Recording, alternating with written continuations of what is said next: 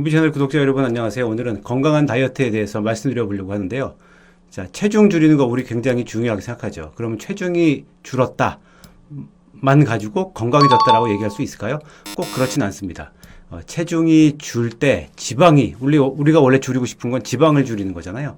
지방이 줄어야 건강해지는 건데 반대로 근육이 줄게 되면 건강하지 않은 다이어트가 됩니다.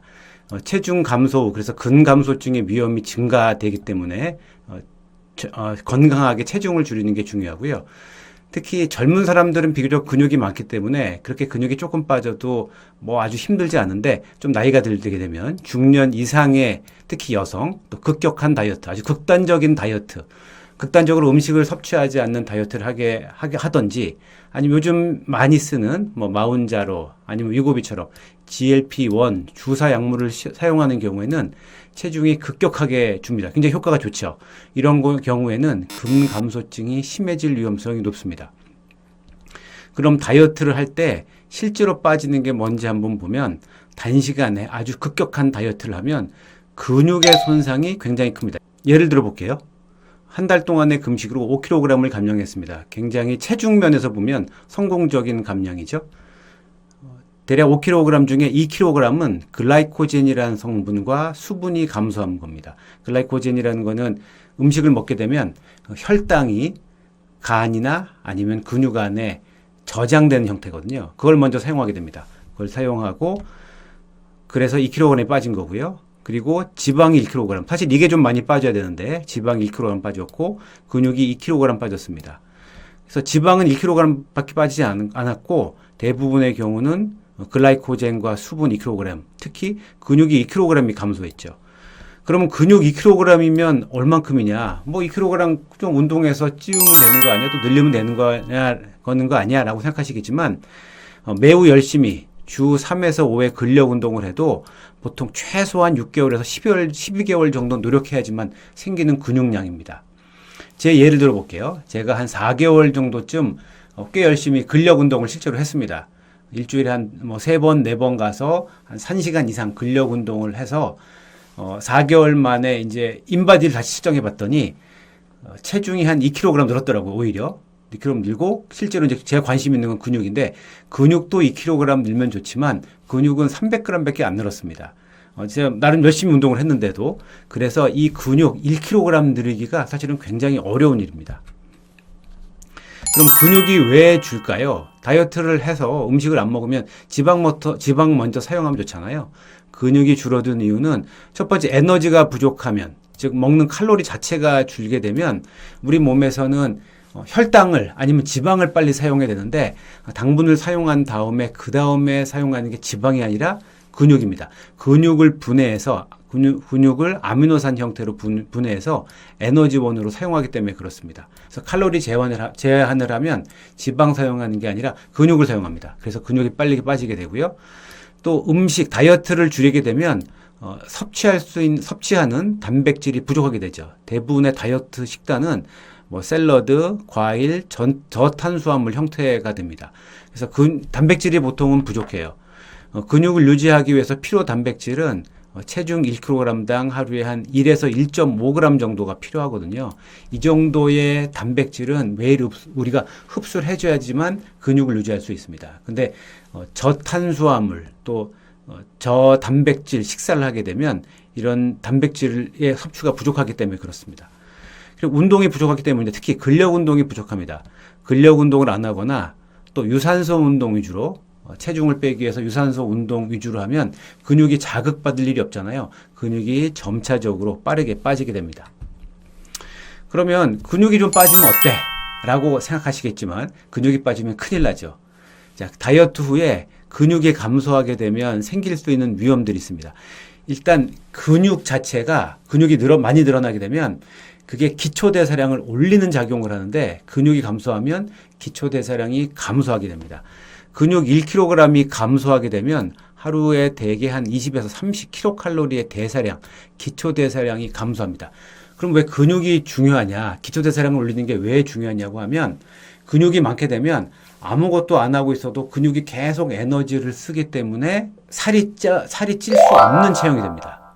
먹어도 살이 찌지 않는 체질이 되는 거죠. 계속 에너지를 근육이 쓰고 있으니까. 근데 근육이 감소하게 되면 에너지 사용량이 굉장히 줍니다. 그래서 기초대사량이 감소해서 나중에 요요 현상이 생기기 쉽습니다. 또 낙성의 위험성이 증가하거든요. 특히 이제 하체의 큰 근육이 감소하게 되면 다리 힘이 빠지게 되고 균형 능력이 저하돼서 특히 나이 드신 분들은 넘어지기 쉽습니다. 젊을 때는 근육이 많을 때는 조금 삐끗해도 금방 자세를 잡는데 나이가 들어서 근육이 감소하게 되면 넘어질 때 균형을 잡을 수 없기 때문에 심각하게 다치게 되고요. 또 근육이 없으면 이제 몸을 보호해주는 구조물들, 쿠션 역할을 해서 부상의 위험성을 줄일 수 있는 구조물이 없기 때문에 다치기 쉽죠.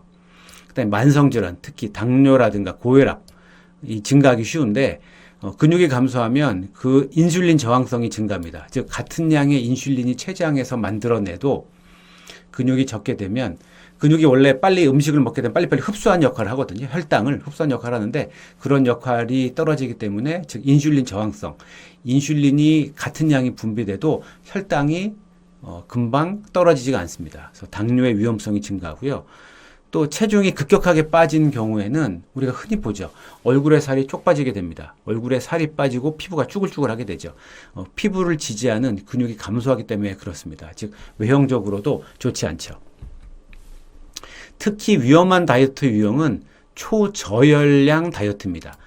보통 우리가 하루에 1,500에서 2,000칼로리 정도를 먹어야 되는데 그거의 절반밖에 안 되는 경우, 하루에 800칼로리 이하의 초저열량 다이어트를 하는 경우, 아예 음식을 안 먹는 경우, 거의 안 먹는 경우, 단식을 하게 되면 몸에서 당분 흡수가 안 되게 되면 우리 몸은 에너지가 계속 필요한데 그 에너지를 뭘 쓰게 되냐면 근육을 분해해서 쓰게 됩니다. 또 유산소 운동만 하는 다이어트, 또 단백질 부족 다이어트, 이런 경우에는 유산소 운동은 칼로리 소비는 맞지만 근육 유지 신호는 거의 주지 못하기 때문에 근육이 빠지기 쉽습니다. 이제 실제 사례를 들어보면 52세 여성분인데 3개월 동안 10kg 감량을 했어요. 근데 근육이 4kg이 감소했습니다. 4kg 감소했더니 체중이 줄어서 좋기는 한데 기운이 없는 거죠. 넘어지기 쉽고 체력이 떨어지게 됩니다. 체력이 나빠지고 근골격계 질환, 예를 들면 무릎 통증이라든가 요통, 낙상 같은 위험성이 커집니다. 무릎이 아플 때, 무릎에 골관절염이 생겼을 때 제일 효과적인 방법 중에 하나가 체중, 무릎에 걸리는 부하를 줄이는 일이거든요. 체중 감소시키는 일입니다.